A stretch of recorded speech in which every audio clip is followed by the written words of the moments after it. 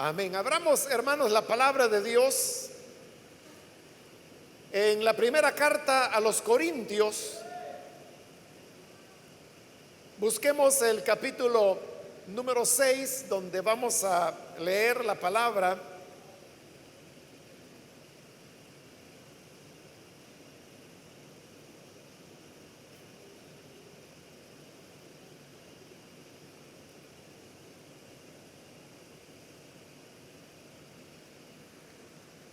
La palabra de Dios nos dice en Primera de Corintios capítulo 6, versículo 1 en adelante: si alguno de ustedes tiene un pleito con otro, ¿cómo se atreve a presentar demanda ante los inconversos en vez de acudir a los creyentes? ¿Acaso no saben que los creyentes juzgarán al mundo?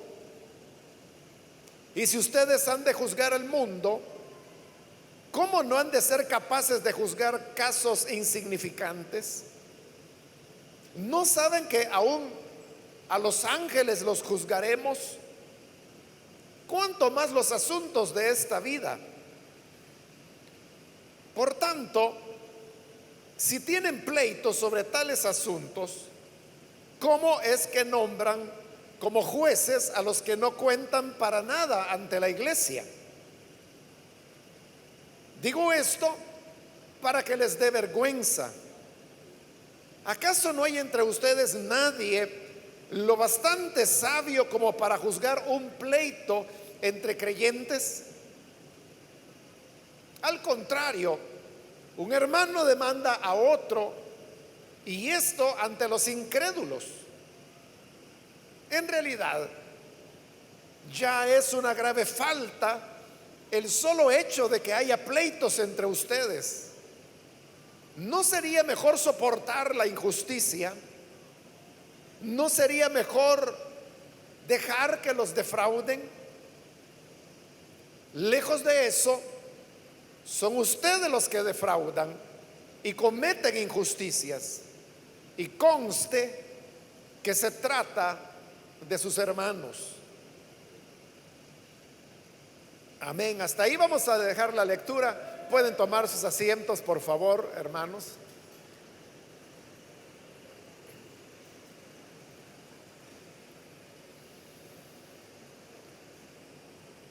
Antes de arrancar, hermanos, con los versículos que acabamos de leer, quiero reiterar lo que dijimos en la introducción que hicimos a la carta a los Corintios cuando iniciamos el estudio, y también a las explicaciones que estuve dando la semana anterior cuando finalizábamos el capítulo 5.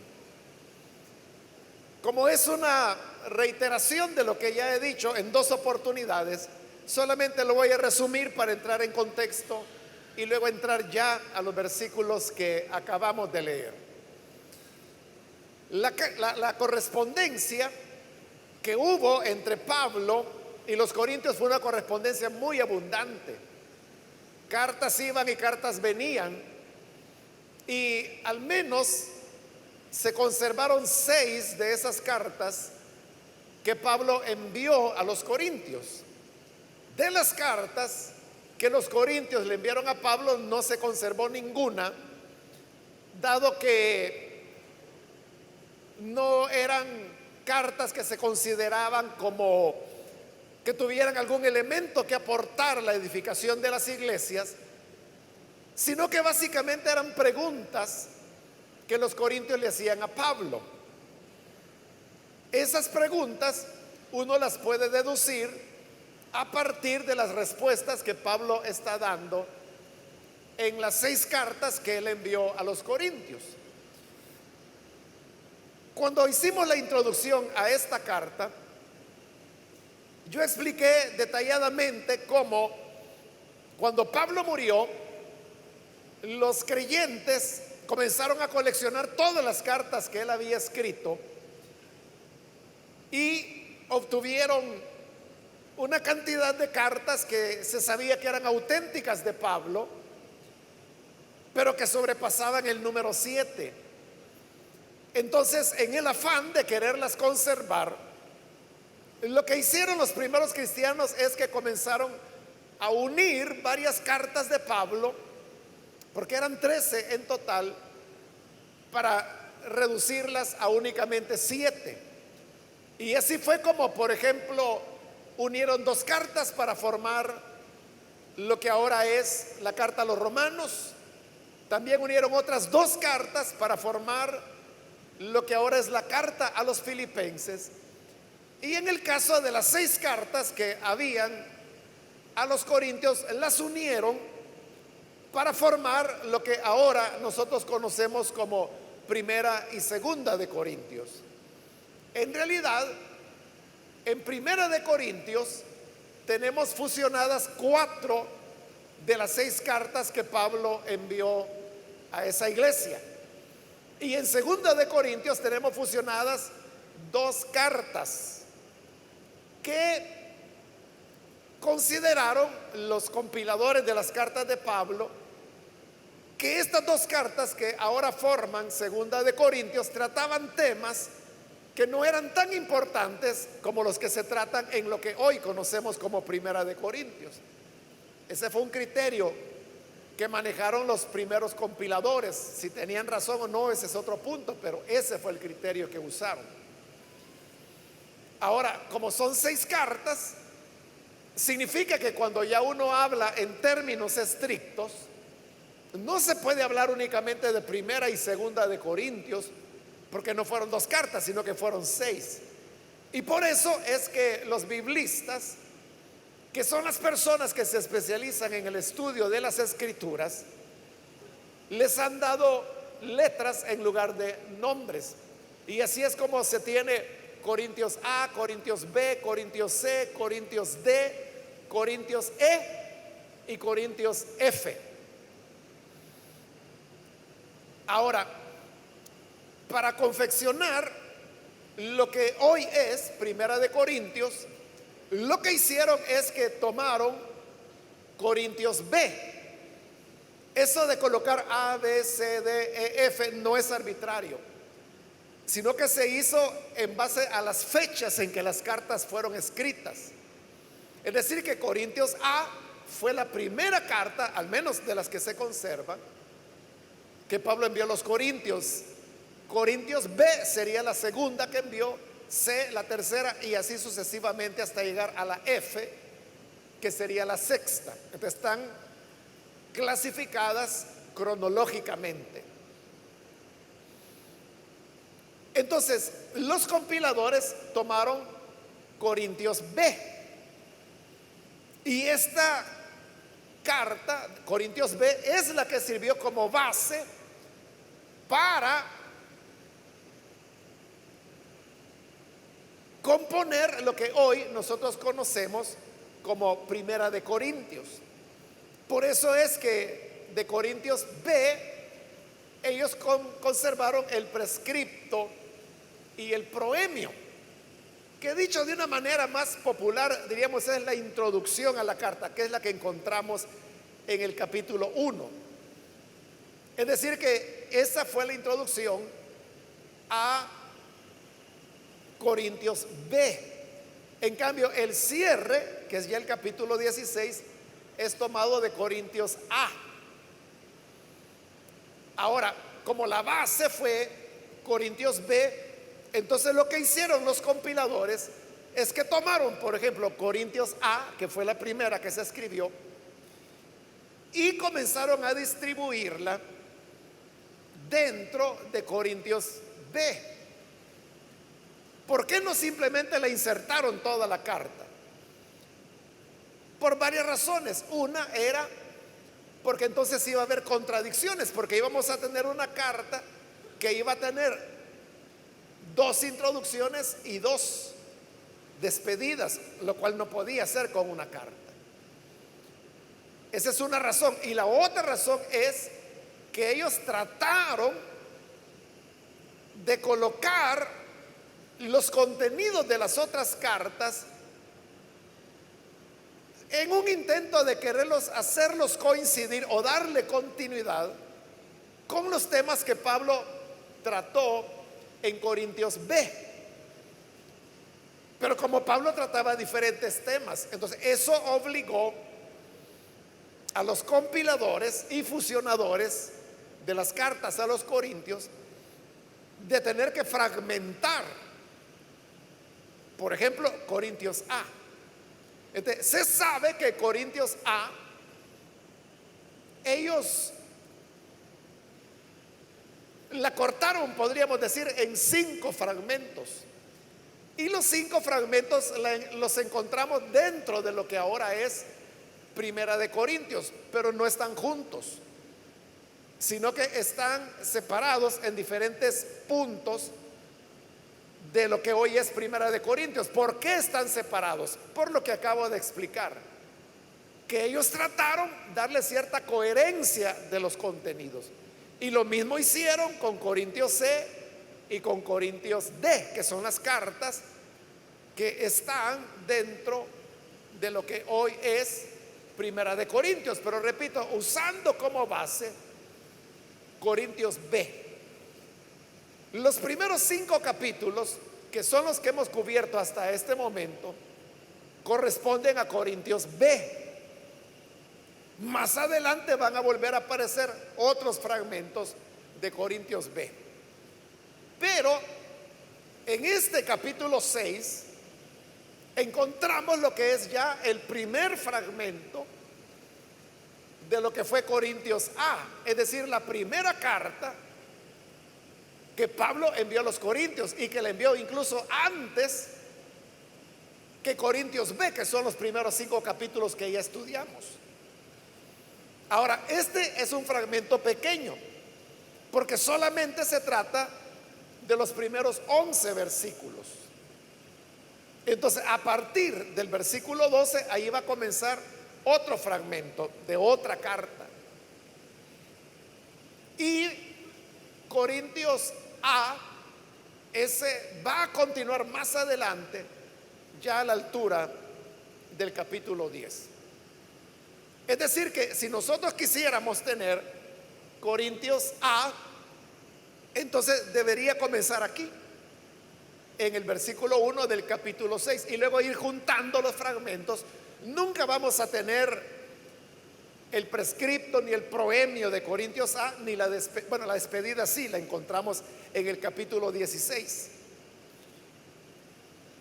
Pero nunca vamos a poder encontrar la introducción, porque esa la sustituyeron, la quitaron para no entrar en contradicción con la introducción que ya se encuentra en Corintios B, y que es la que hemos encontrado como introducción a lo que hoy es Primera de Corintios. Espero, hermanos, no haberle confundido con este pequeño resumen que he hecho, pero era necesario para que usted comprenda que ahora estamos entrando a la consideración, al menos en estos 11 versículos de los cuales hemos leído una parte, de lo que fue la primera carta que Pablo envió a los Corintios. Por eso, hermanos, es que entre el capítulo 5 y el 6 se siente una grada. No solamente porque hay un cambio total del tema que Pablo está desarrollando, al cual nunca más vuelve a hacer referencia, sino que también porque hay un cambio de tono. Corintios B, que es lo que hemos visto hasta ahora, era una carta más conciliadora, pero Corintios A era una carta mucho más confrontativa que Pablo envió. Entonces, rehaciendo la historia, podemos decir, en base pues a los estudios que se han realizado, que Corintios A fue la primera carta que Pablo envió a los Corintios, y esto sucedió en el año 52 de nuestra era, mientras Pablo estaba todavía en Éfeso. Esa carta él la escribió porque habían venido 3 hermanos de Corinto a visitarlo a Éfeso, y estos hermanos eran Estéfanas, Fortunato y Acaico. Ellos vinieron desde Corinto a Éfeso y le contaron a Pablo los problemas que se estaban dando en Corinto. Entonces Pablo decide enviar su primera carta, que es Corintios A, y que la envíe de regreso con las mismas personas que le habían traído el reporte, que eran los tres hermanos que acabo de mencionar: Estéfanas, Fortunato y Acaico. Esta es una carta bastante dura. Usted lo pudo percibir en los versículos que hemos leído ahora. O sea, Pablo les está hablando bastante fuerte, bastante recio. Entonces, ese es el contexto en el cual nos encontramos, y es lo que hoy vamos a comenzar a examinar. Entonces, en el versículo 1 dice: si alguno de ustedes tiene un pleito con otro, ¿cómo se atreve a presentar demanda ante los inconversos en vez de acudir a los creyentes? Cuando Pablo habla ahí de que si alguno tiene un pleito con otro, no se refiere, hermanos, a un pleito en el sentido de que había algún hermano que estaba en una discusión con otro creyente. No se refiere a eso, sino que está hablando de un pleito, pero de carácter legal. Tratando de entender lo que Pablo está diciendo, parece que lo que ocurría era que dentro de la iglesia de Corinto había ciertas disputas o pleitos, como dice esta traducción, por cuestiones de propiedades. Entonces sucede que los miembros más pudientes de la iglesia de Corinto llevaban ante los tribunales a los mismos hermanos de la iglesia para demandarlos legalmente sobre temas de propiedades, para que un juez decidiera quién era el culpable, quién era inocente, o a quién legítimamente le correspondía determinada propiedad. Entonces Pablo les está diciendo: ¿cómo se atreven a presentar demanda ante los incrédulos en vez de acudir a los creyentes? Entonces note que para Pablo esto es un escándalo, y por eso él dice: ¿cómo se atreven? ¿Cómo es que llevan estos casos ante instancias judiciales? Pero lo que más Pablo está señalando es que los jueces, que eran los que iban a determinar o a dirimir un pleito entre creyentes, eran incrédulos. Y Pablo dice: ¿por qué no se lo dejan mejor a que sean los mismos creyentes los que resuelvan los conflictos que hay entre creyentes? Entonces usted puede ver que para Pablo esto era un escándalo. Pero, hermanos, en la actualidad eso no tiene por qué ser un escándalo. Es decir, que usted se encuentra en una situación, pues la que sea, pero de carácter legal, y usted va ante una autoridad y busca que se le haga justicia por algo que está enfrentando. O sea, eso es algo que hoy, hermanos, se ve totalmente natural, ¿verdad? Entonces, si hoy se ve natural, ¿qué era lo diferente que tenía en la época de Pablo para que él se escandalizara tanto? ¿Qué es lo que ha cambiado? Lo que ha cambiado es esto: es la manera como trabajan los jueces. Había dos elementos que llevaban a Pablo a este tipo de escándalo. El primero era su trasfondo. Recuerda que él era un judío, y recuerda que dentro del judaísmo las mismas autoridades religiosas eran las autoridades judiciales, eran los mismos. Si no, ahí lo puede usted ver en el libro de Jueces, para comenzar ahí. Uno podría comenzar antes con Moisés. Moisés no solamente era el hombre de Dios, sino que también era el que juzgaba los pleitos que había entre israelitas, que por eso su suegro Jetro le dio la sugerencia que en lugar de estar él matándose todo el día atendiendo interminables casos de pleitos, que mejor nombrara 70 jueces bajo la autoridad de él y que vieran los casos cotidianos y que él iba a atender únicamente los casos más difíciles. Luego, durante el periodo de los jueces, fíjese cómo se llamaban: jueces. Es decir, eran los que establecían justicia, los que dirimían estos pleitos, pero al mismo tiempo eran los hombres que Dios levantaba, y mujeres, porque también ahí estaba Débora, que el Espíritu Santo venía sobre ellos y Dios los usaba. Entonces, el mismo hombre o mujer de Dios era juez al mismo tiempo. En la monarquía, de igual forma, los reyes, al mismo tiempo que eran dirigentes políticos y jueces, porque eran reyes, eran también los guías espirituales. Y eso había sido así por milenios. Por eso recuerde que Jesús fue juzgado ¿por quién? Por el sumo sacerdote, por el Sanedrín. ¿Y quiénes eran los miembros del Sanedrín? Los dirigentes religiosos. Ahí estaban los doctores de la ley, los fariseos, los saduceos, los sacerdotes. Entonces, para Pablo, el tema de la justicia y de los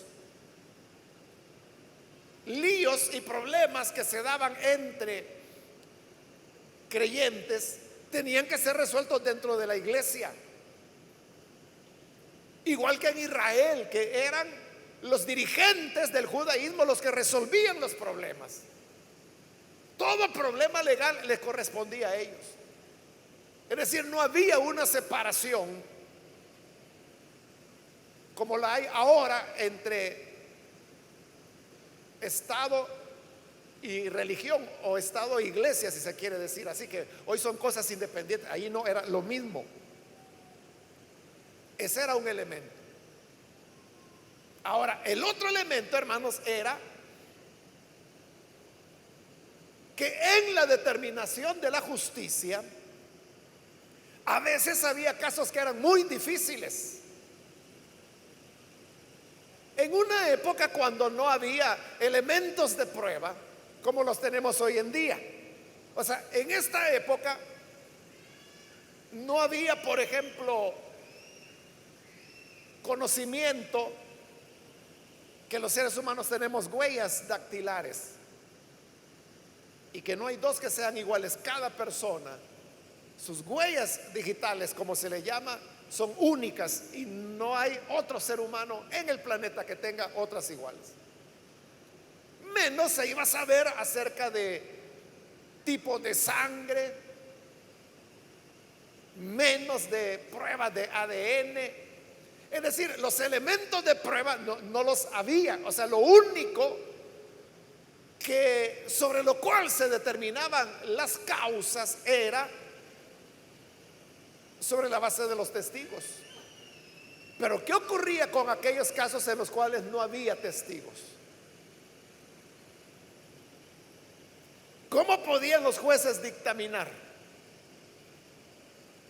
Habían casos difíciles y la misma ley de Moisés determinaba eso.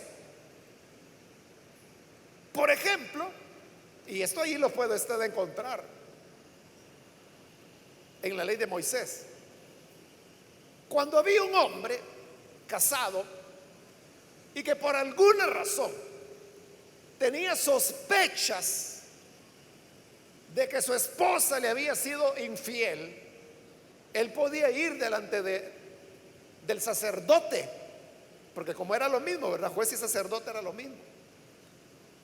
Entonces llegaba y le decía al sacerdote: mire, señor sacerdote, aquí le traigo a mi esposa, porque fíjese que yo tengo una fuerte sospecha que ella me ha sido infiel.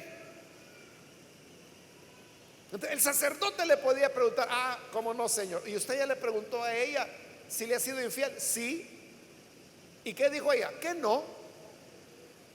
¿Y no le basta la palabra de ella? No, no me basta. Bueno, es más, la palabra de la mujer no tenía validez dentro de ningún juicio por el hecho de ser mujer. Solo valía la palabra del hombre. Entonces, y obviamente, recuerde que la infidelidad en Israel se castigaba con la pena de muerte. Entonces, aunque se le preguntara a la mujer, ¿qué mujer iba a decir que sí, sabiendo que le iban a matar? Entonces, lo que iba a hacer es negar. Entonces, pero aquí venimos, señor sacerdote. Entonces, el sacerdote le decía: mire, ¿y usted la vio? No, no, yo no la he visto. ¿Alguien la ha visto? ¿Algún vecino? ¿Alguien? No, nadie la ha visto. Y entonces, ¿usted de dónde saca esa idea? Es que yo he visto algunos indicios. Yo no puedo decir que la he visto con otro hombre, pero he encontrado elementos que me crean esta fuerte sospecha. Y por eso venimos, señor sacerdote, para que usted nos diga si soy yo el que está pensando mal o si mi esposa en realidad me ha sido infiel. Díganos usted. ¿Y ese sacerdote cómo hacía para saber si la mujer había sido fiel o no? O sea, humanamente, ¿cómo se hacía eso? No había forma. No había testigos. Y como todos los juicios se determinaban sobre la base de los testigos, pero en ese caso no había. Entonces Moisés había establecido en un caso así que se iba a utilizar una fórmula que se llamaba las aguas amargas. Ese era el nombre que recibía. Entonces, lo que el sacerdote tenía que hacer es que tomaba un vaso con agua, recogía polvo de ahí del templo o del tabernáculo, dependiendo en qué momento histórico estuvieran. La cosa es que recogía el polvo y lo echaba sobre las aguas. Y luego se lo presentaba a la mujer y le decía: mira, tienes que beberlo. Y le decía el sacerdote estas palabras: si tú eres inocente, si esto es simplemente trauma de tu esposo, entonces al beber estas aguas no te va a ocurrir nada. Pero si en verdad has sido infiel, cuando bebas esta agua te va a amargar el vientre. Por eso se llamaban aguas amargas.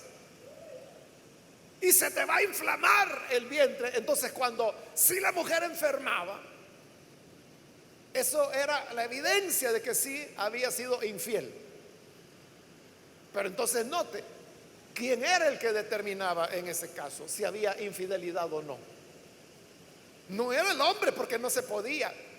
Entonces, ¿cómo se impartía culpabilidad o absolución? En base a un elemento de carácter sobrenatural, que en el caso del judaísmo, pues era Dios el que estaba de por medio de eso. Pero casos como ese, hermanos, se daban no solo entre israelitas, se daban en el mundo, se daban en Corinto. Ahora, aquí viene el punto: ¿cómo hacían los jueces paganos, incrédulos, como lo llama Pablo acá, para dirimir casos en donde no se sabía? No solamente estaba, hermanos, en Israel el tema de la infidelidad, También estaba previsto, por ejemplo, si de repente se encontraba un hombre que lo habían matado en el campo y no había testigos, no había nadie que dijera yo vi, es que iba con fulano, o sea, nadie daba testimonio, pero ahí estaba el hombre muerto. ¿Quién lo había matado? De acuerdo a la ley de Moisés había que encontrar, porque matar a un ser humano era lo peor que podía ocurrir dentro de Israel. Pero si no había testigos, ¿a quién se culpaba? Entonces, eso lo tenía previsto la ley de Moisés. Entonces, ¿qué se hacía en ese caso?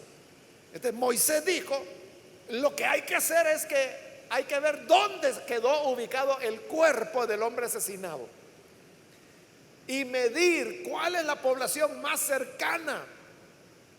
Y suponiendo que la población más cercana era un pueblito por ahí, el nombre que tuviera, entonces ahí tenía que llegar el sacerdote y hacer expiación por todo ese pueblo, para que esa sangre que había sido derramada en un homicidio o asesinato no se le fuera a cobrar a todo Israel.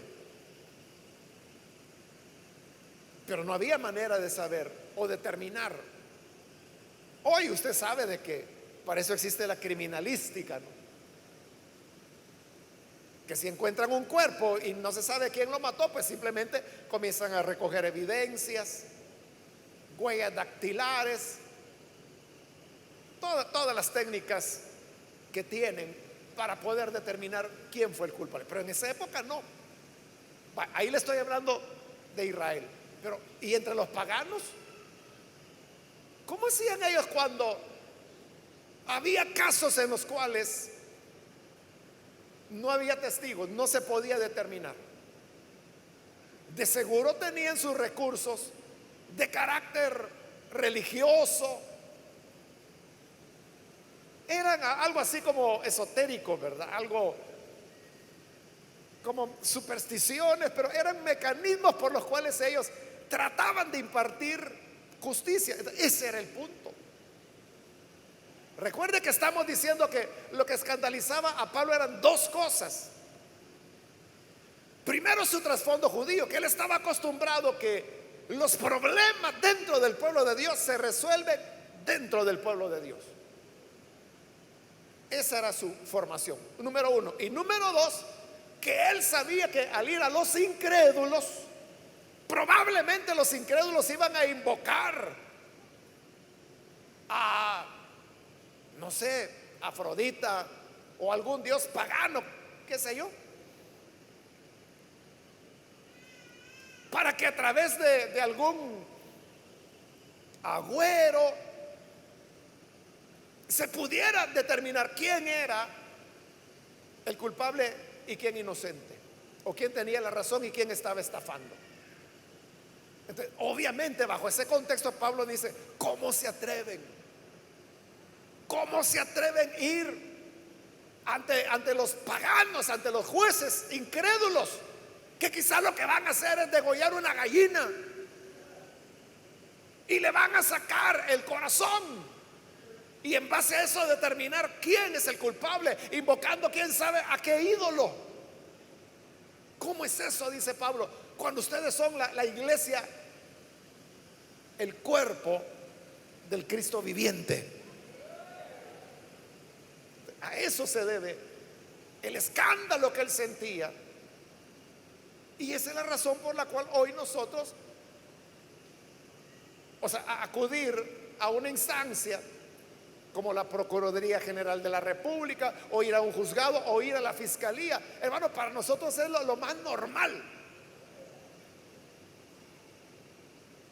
Y no solo eso, sino que ahora, bueno, yo nunca he ido a la fiscalía, por ejemplo, pero supongo que ahí ha de haber muchos hermanos, muchas hermanas que trabajan en el lugar.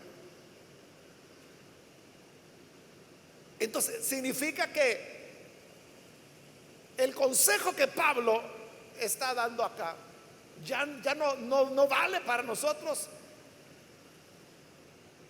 Sí vale, porque hay un principio que es el que él enseña y es el que vamos a considerar. Pero es importante, hermanos, no perder de vista que no es que lo que Pablo veía un escándalo hoy lo sea. O sea, porque hay muchas veces, hermanos, la mentalidad en los creyentes de que no, todo hay que dejárselo al Señor. No, mi juez es el Señor, mi abogado es Cristo. Hasta hay un himno, ¿verdad?, que así se llama: yo tengo un abogado que siempre me defiende. Y entonces como que la enseñanza es de que no, un creyente nunca debe hacer eso. O una mujer, por ejemplo, que es víctima de violencia intrafamiliar, no, ¿cómo va a creer que usted va a ir a denunciar a su esposo? No, mejor oremos. O sea, lo que va a pasar es que la van a matar a ella, ¿no? Y no le estoy exagerando. Ya ha habido casos en la iglesia, bueno, al menos yo conozco uno,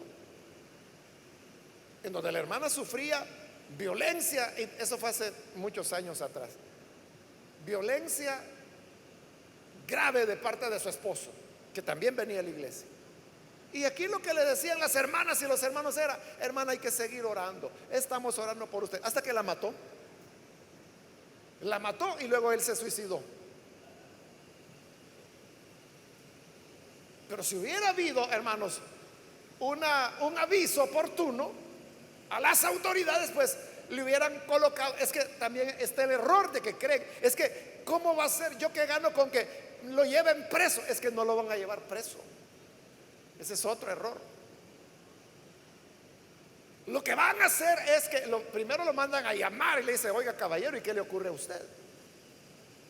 Si él no se enmienda y sigue usando de violencia, entonces ya le ponen las medidas cautelares que son para protegerla. Si aún así él las rompe, entonces eso ya es grave, porque ahí ya lo puede detener la policía si lo encuentran infringiendo una de las medidas cautelares que le han dado. Y si eso sigue y la agresión que él hace constituye delito, la persona puede ser capturada, ser llevada a juicio y ser condenada. Pero eso estoy hablando ya que son etapas muy posteriores. Pero si una persona con medidas cautelares es capaz de seguir usando de violencia, ese es alguien que no se va a detener por mucho consejo y oración que usted haga. Entonces, esta recomendación de Pablo no significa que usted como creyente no pueda apelar a instancias legales.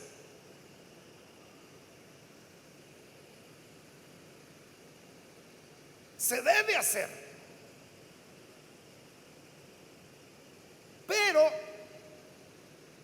tampoco tenemos que perder de vista el otro principio que le digo, que es el que hace valedera esta enseñanza de Pablo. ¿Y cuál es el principio?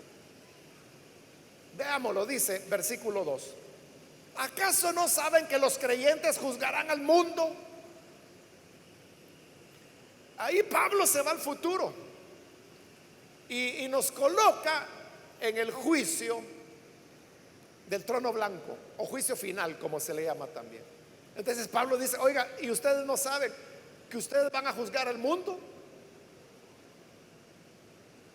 El juez supremo es el Señor Jesús, pero nosotros, la iglesia del Señor, seremos sus asistentes. Con Él vamos a juzgar al mundo, a toda la humanidad,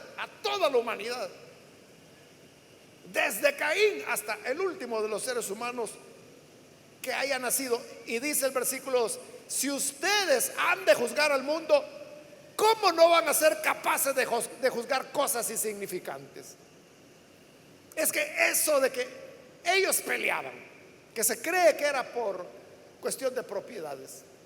Entonces ahí el tema es que mire, aquí estaba el lindero, y este hermano vino y me lo movió, me lo hizo para acá, me ha quitado 1 metro.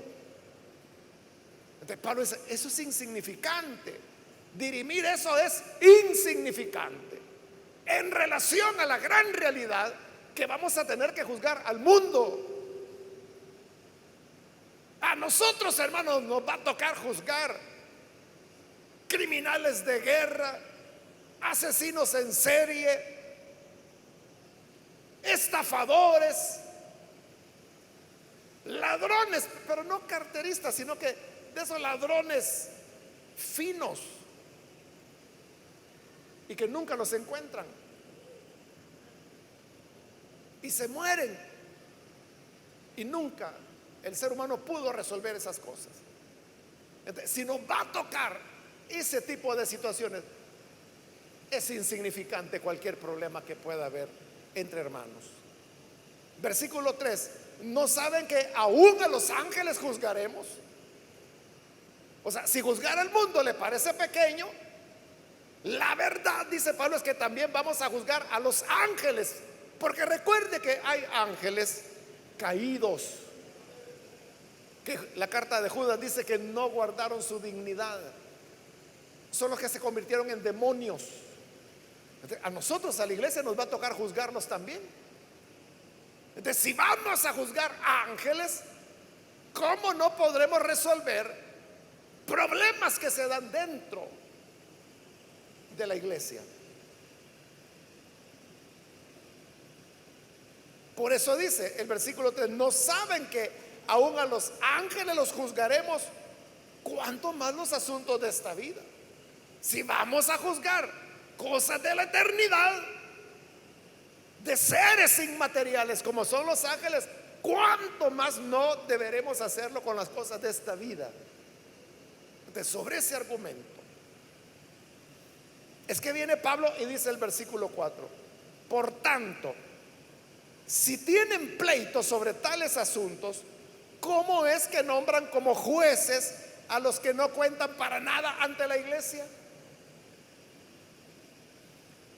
Este versículo, hermanos, es de difícil traducción. Es un quebradero de cabeza para los traductores.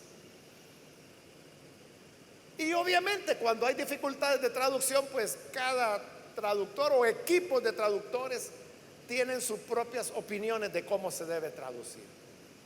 Pero la manera como lo estamos leyendo acá, y también como lo tradujo Casiodoro de Reina, es la que se reconoce como, no es que no tenga dificultades, pero es la que tiene menos dificultades y es la que le da más coherencia al contexto que Pablo está hablando.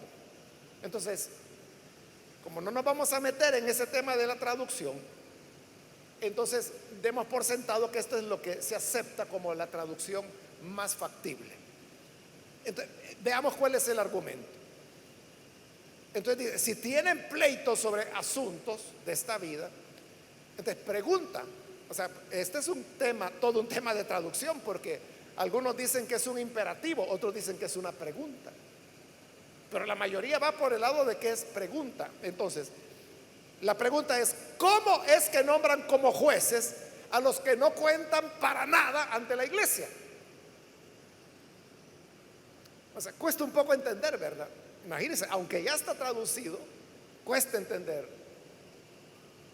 Y si usted la ve, por ejemplo, cómo tradujo Casiodoro de Reina, la pregunta es: ¿ponéis para juzgar a los que son de menor estima en la iglesia? Igual, ¿verdad? Uno queda, ¿qué quiere decir con eso? Lo que Pablo quiere decir es: ¿cómo es que cuando tienen pleitos entre ustedes, van a los incrédulos, los cuales no cuentan para nada ante la iglesia? ¿Por qué no cuentan para nada ante la iglesia? Porque son incrédulos. Entonces, ¿qué autoridad tiene un incrédulo, un pagano, sobre la iglesia? Nada, nada. No cuenta para nada. Entonces dice: ¿cómo es entonces que ponen como jueces a los que no cuentan para nada? Entonces, hoy sí viene ya el consejo de él. Y dice, versículo 5: digo esto para que les dé vergüenza. ¿Acaso no hay entre ustedes nadie lo bastante sabio para juzgar un pleito entre creyentes?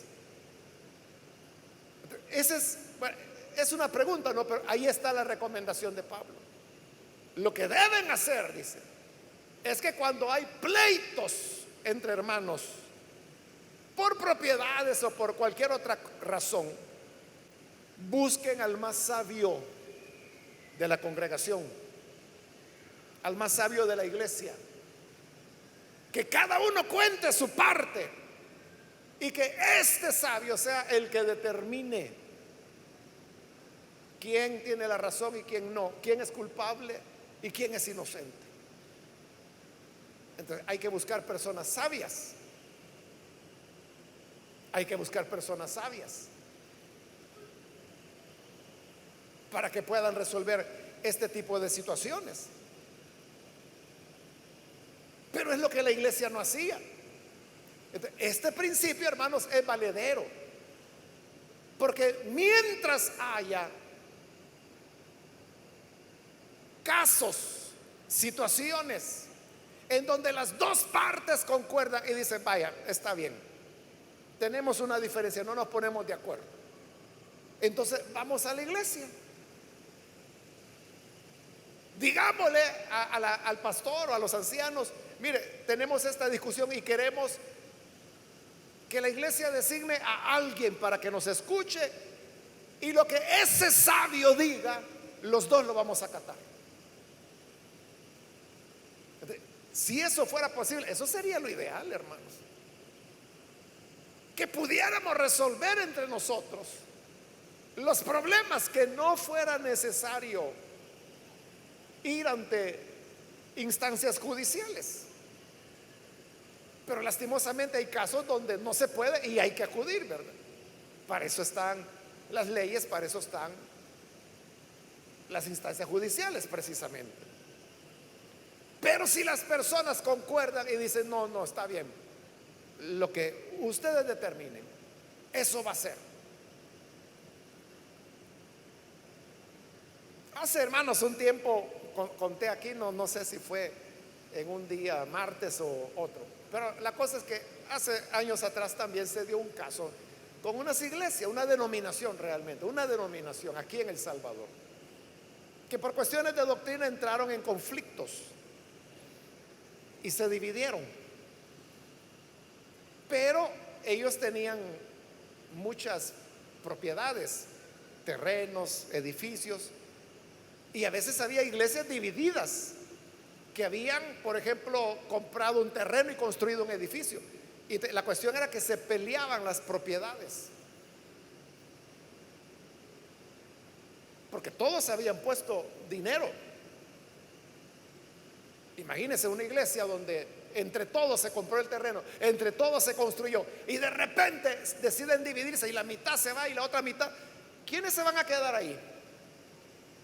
¿Cuál mitad se queda? No pueden partir por mitad el edificio, ¿verdad? Y vender una parte y quedarse con la otra. Entonces, lo que ocurrió es que, bueno, esto, hermano, hubo muchos, como era una denominación grande, era cantidad de casos así, de propiedades. Incluso había una frecuencia radial que tenían que también entró en conflicto. Entonces, ¿cómo resolverlo? Entonces, comenzaron a hacerlo, hermano, en instancias judiciales, pero no solo eso, sino que lo hicieron público. Y en los periódicos publicaban diciendo que fulano y mengano, que eran pastores, ¿verdad?, son ladrones porque le quieren quitar a la iglesia esto, esto y esto. Y después aquellos decían, no, los ladrones son ustedes. Era fea la situación. Si usted lee periódicos, esto fue hace, no sé, 15 años atrás, algo así. Si se recuerda de haber leído algo de eso, pues es del caso que le estoy mencionando. Entonces, como era ya escandaloso, entonces la Alianza Evangélica intervino y les dijo, hermanos, no sigan en esto, o sea, lo que está siendo dañado es el testimonio de la iglesia evangélica. Entonces, ¿por qué no llegamos a un acuerdo? Y el acuerdo fue que las dos partes en que se había dividido esa denominación iban a presentar sus argumentos, sus razones ante la directiva de la Alianza Evangélica de ese tiempo, que habría que buscar quiénes eran. Y ellos iban a determinar qué le quedaba a quién. Y el acuerdo de las dos partes era: lo que ellos digan, lo vamos a aceptar. Y se hizo. Entonces cada una de las partes presentaba ante la directiva: mire, es por esta razón, nosotros tenemos tanto tiempo, es que a mí me ha quedado el 70% de la gente, por lo tanto es el 30%. Y todos los oyeron, a todos.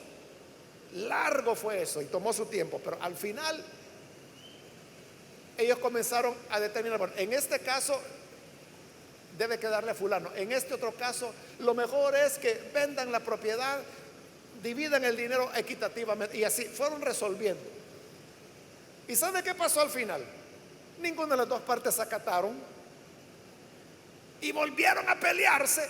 Y esta vez, bueno, eso a mí no me consta, pero yo he oído gente que estuvo cerca de eso, que hasta con armas se amenazaron y se hizo pedazo la denominación. Bueno, hasta el día de hoy siguen divididos y las cosas se resolvieron así, por la fuerza.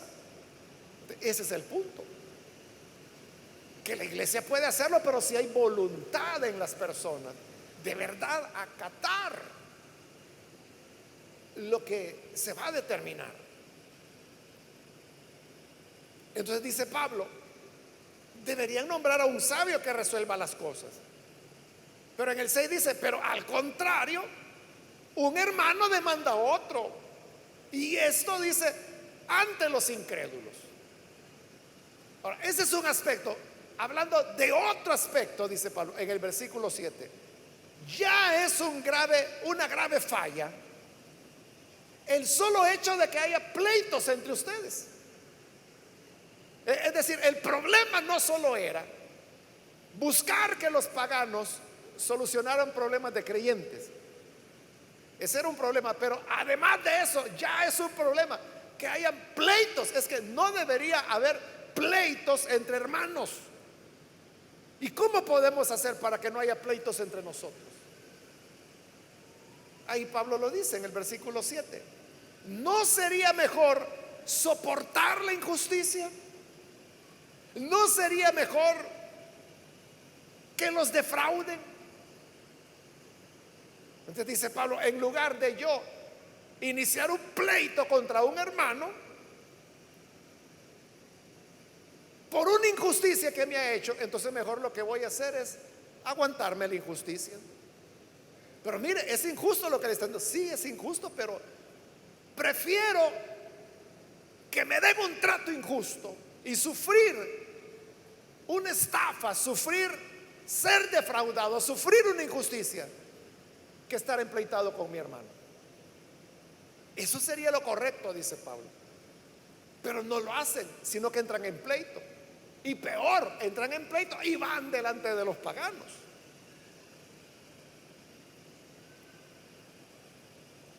Por eso es que Pablo termina en el versículo 6 diciendo: al contrario de soportar el mal, un hermano demanda a otro, y esto ante los incrédulos. Perdón, estamos en el 8. Lejos de eso, dice, son ustedes los que defraudan y cometen injusticias. O sea, en lugar de soportar la injusticia, la cometen. Y conste que se trata de sus hermanos. Menos mal, dice Pablo, que están defraudando y tratando injustamente a sus hermanos en Cristo. ¿Cómo no va a ser con otros? Si a los hermanos tratan así, ¿cómo no va a ser con otros?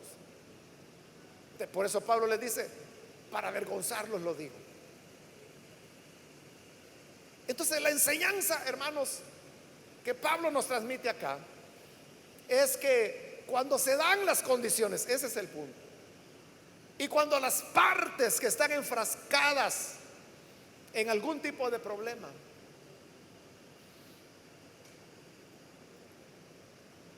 tratan de solucionar las cosas, pero los dos están dispuestos primero, están de acuerdo en que la iglesia, nombrando a un sabio, medie en la situación. Y segundo, que estén dispuestos a que van a acatar, que van a estar de acuerdo con lo que ese sabio determine. Claro, el sabio tiene que hacerlo, hay que ver, tiene que pedirle mucha sabiduría a Dios para ver cómo hace.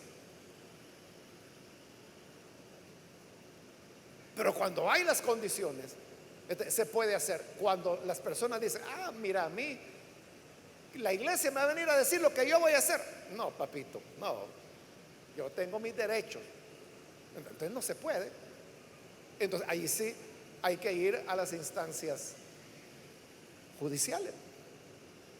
Pero digo, cuando hay voluntad y esa voluntad llega al punto de aceptar lo que diga la persona, se puede poner en práctica el consejo de Pablo, de resolver las cosas entre nosotros para que no vayan a suceder más. Amén, hermanos. Que Dios nos ayude entonces para ser sabios. Espero que hayamos comprendido la enseñanza que Pablo nos da acá y que la llevemos a la práctica en nuestra vida. Vamos a cerrar nuestros ojos y vamos a inclinar nuestro rostro. Señor, te damos las gracias por las personas que han pasado acá al frente. Y también te pedimos por aquellos que a través de los medios de comunicación hoy están abriendo su corazón para creer a tu palabra, para alcanzar la vida, el perdón que solo en ti podemos encontrar.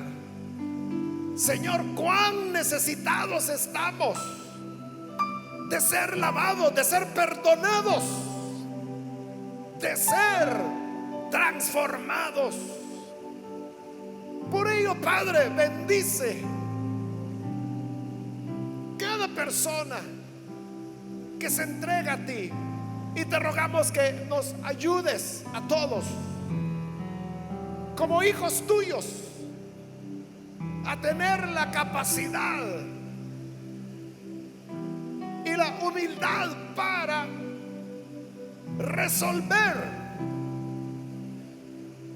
conflictos, malos entendidos, y que seamos capaces de acatar.